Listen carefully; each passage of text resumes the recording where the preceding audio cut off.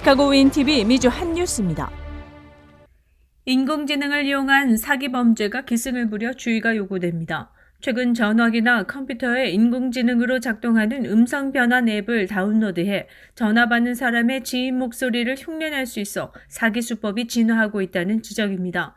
전문가들은 과거 사기가 혼돈을 주면서 전화하는 방법보다 지능적으로 변화하기에 주의가 필요하다고 강조했습니다. 무료 혹은 매우 저렴한 앱을 사용해 손쉽게 목소리를 변조해 지인들과 비슷한 목소리를 내는데, 이는 SNS상에서 특정 사람의 지인이 누구인지 찾을 수 있고 지인의 특징을 사진이나 동영상에서 찾아 쉽게 흉내를 내는 것으로 드러났습니다. 전문가들은 의심이 가는 전화나 특히 금전적인 요구가 있을 때는 지인에게 직접 전화해야 한다고 조언했습니다. 이런 사기 중 가족 중 자녀의 목소리를 흉내내 속을 뻔한 케이스도 있는 것으로 알려졌습니다. 윈TV 채널 24.5는 안테나를 통한 공중파 방송을 통해 시청할 수 있습니다. 실리콘밸리 은행의 예금 전액 보호 조치에도 금융계의 불안감은 수그러들지 않고 있습니다. 2008년 금융위기 때와 같은 위기 전이는 없다고 바이든 행정부는 강조하지만, 전격적인 예금 전액 보호 조치 발표는 현 상태가 얼마나 위험한지에 대한 방증입니다. 이코노미스트들은 실리콘밸리 은행보다 자산 규모가 적은 다른 지방은행에서 예금이 빠져나가 대형은행으로 들어갈 거란 우려가 나온다고 지적했습니다. 연준의 급격한 금리 인상이 실리콘밸리 은행 파산의 원인으로 지목되면서 내주 열릴 연준 통화정책회의에 세간의 관심이 쏠리고 있습니다. 분위기는 큰 폭의 인상은 어려울 거란 관측이 나옵니다. 골드만삭스 등 일부 기관들은 더 이상 금리 인상은 무리라며 금리 동결 전망까지 내놓고 있습니다.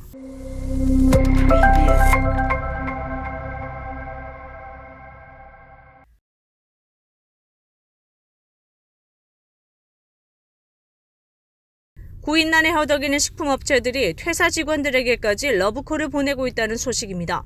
신입과 달리 트레이닝 기간이 필요 없는 퇴사한 직원들에게 돌아와달라는 호소의 메시지를 보내고 있습니다.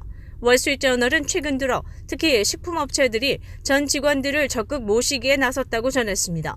대형 슈퍼마켓 크로거 혹은 식품업체 제너럴 밀스 등이 전 직원과의 긴밀한 연락을 취하는가 하면 일부 퇴직자들을 설득해 생산직 복귀 등을 종용한다는 것입니다. 다른 업체들도 소셜미디어를 활용해 돌아올 의향이 있는 전 직원들을 적극 찾고 있다고 월스트리트저널은 덧붙였습니다. 그동안 많은 직원들이 직장을 그만두거나 다른 곳으로 이직하는 바람에 식품 공급망을 유지하기 위해 부심하던 식품업체들은 심각한 구인난을 겪었다고 지적했습니다. 기업체들이 채용에 앞다퉈 나서면서 노동시장은 여전히 호황을 누리고 있다는 분석입니다. 실업률이 1969년 이후 54년 만에 최저치라는 기록도 나옵니다.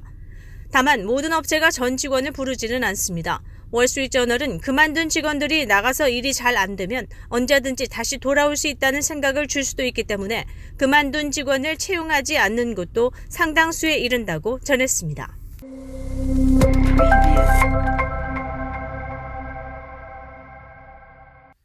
조 바이든 미 행정부가 고유가에 대응하기 위해 알래스카주 북서부의 대형 유전 개발 사업을 승인하기로 한 것으로 알려졌습니다. 2050년 탈산소 달성을 대선 공약으로 제시하는 등 친환경 정책을 내세웠던 바이든 대통령이 에너지 가격 급등이라는 변수를 맞자 입장을 선회한 것입니다. 뉴욕타임스는 바이든 대통령이 유전 탐사 기업인 코노코필립스의 알래스카 개발 사업을 승인하기로 했다며 곧 발표될 것이라고 전했습니다.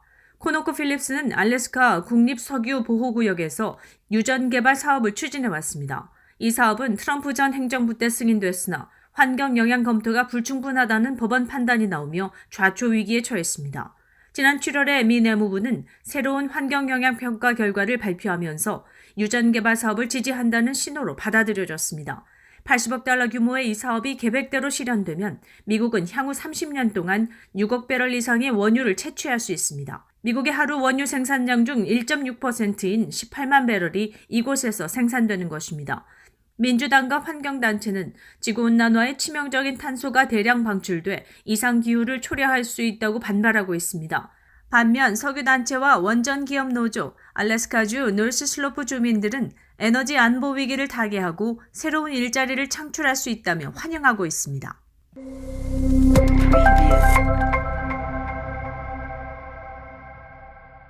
팬데믹 기간 중 가짜로 코로나19 테스트를 하고 연방정부로부터 9,300만 달러를 빼낸 사기범이 기소됐습니다. ABC 방송에 따르면 코로나 테스팅 랩을 운영한 지시안 알비는 이른바 PCR 테스트를 급행으로 해준다며 개인과 기업으로부터 돈을 챙기는가 하면 테스트를 하지 않고도 정부에 비용 상환을 청구한 것으로 드러났습니다. 테스트를 할 경우엔 비용을 줄이기 위해 대충 시행함으로써 테스트 결과를 믿기 어려울 정도였다고 검찰 측은 밝히고 있습니다. 그리고 테스트가 적절히 이뤄지지 않은 상태에서 음성 판정을 내린 결과를 통보하기도 했습니다.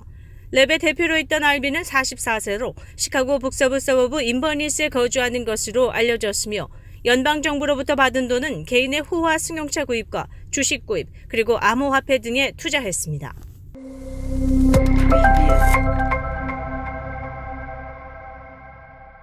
시카고 경찰은 2163 클라이번 애비뉴에 위치한 뱅크 오브 아메리카 링컨파크 지점에 지난 주말 도둑이 들어 폐쇄된 은행 금고를 털어 달아났다고 전했습니다. 13일 월요일 오전 9시 55분경 은행 직원은 금고가 비어있는 것을 발견하고 경찰에 신고했습니다. 경찰에 따르면 도둑들은 인접한 건물을 통해 진입한 것으로 보고 수사를 이어가고 있지만 현재까지 아무것도 찾아내지 못하고 있습니다. 시카고 한인동포 일간지 한국일보는 전자신문으로도 배포됩니다.